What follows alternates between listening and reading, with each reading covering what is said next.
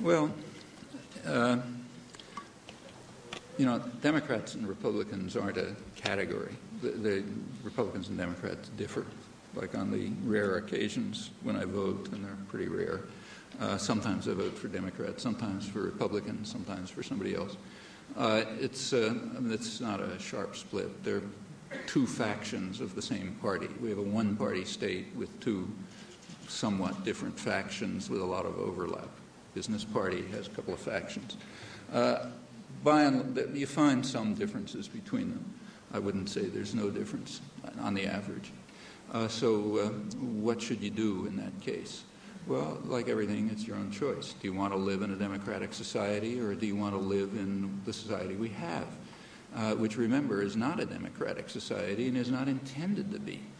If you take a course in political theory here, I'm sure they'll teach you that the United States is not a democracy.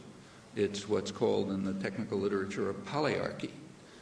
That's the term invented by the leading democratic theorist, Yale professor Robert Dahl. But the idea is old. It goes way back to James Madison and the foundation of the Constitution.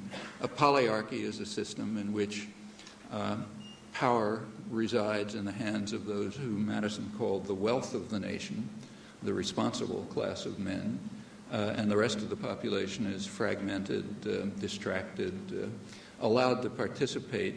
Every couple of years they're allowed to come and say, yes, thank you, why don't you continue for another 4 years?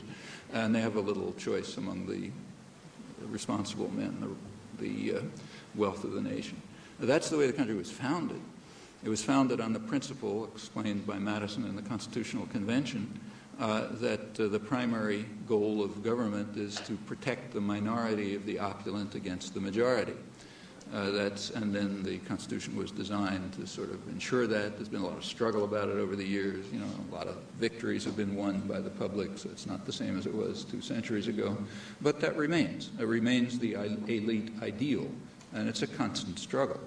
And most of the population is well aware of it. So, for example, take the November 2000 election. There was a lot of, among intellectuals, educated people, university professors and people like that, there was a great deal of outrage about the stolen election, and article after article about the Supreme Court shenanigans and, Florida, this and that, and so on. If you read through that literature, which was vast, you notice there was a constant refrain.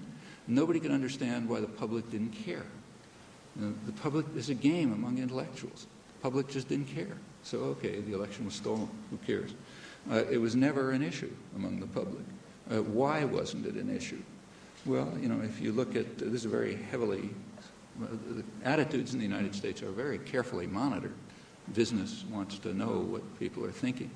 And in fact, there is, for example, at Harvard, at the Kennedy School of Government, a project called the Vanishing Voter Project, where they study closely the attitudes of people towards the government. It turns out on the eve of the election, so like before the election, before Florida and the Supreme Court, about 75% of the population didn't think there was an election going on at all, at least as far as they were concerned. Their attitude towards the thing happening was that it's some kind of a business with involving rich contributors, political leaders, and the public relations industry, which is training candidates to say meaningless words that they don't understand, that they think will maybe pick up a few more votes. Well, that's only 75% of the public. So, of course, they didn't care very much, if the Supreme Court happened to hand it over to one of them rather than the other. In fact, most people voted against their own interests, and consciously, because they knew it didn't matter much.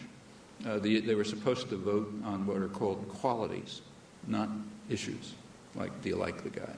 Would you want to be with him or something like that? You want to have a drink with him in a bar, something like that.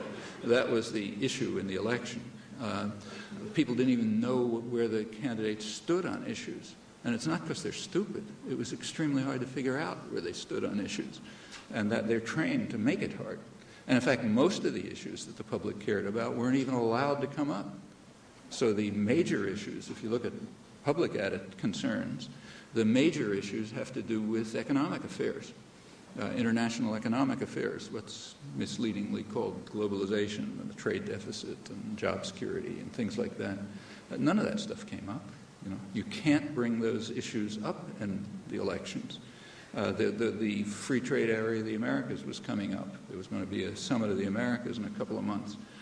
Issues on which the public has extremely strong opinions, but none of it could be brought up in the election, and for a very simple reason.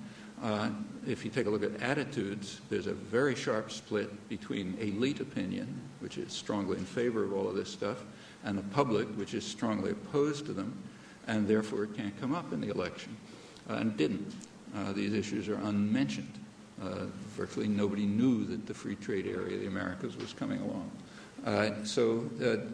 What do you do? Well, you have to decide whether you want to live in a democratic society or not. If you want to live in the kind of society that, say, Madison envisioned, okay, that's a choice. But it's certainly not necessary. Over the last couple of hundred years, there has been a very substantial extension of the right of the population, of the ability to participate and make a difference. It's not overwhelming, and there's always a struggle to beat it back, but there's no reason why that can't continue.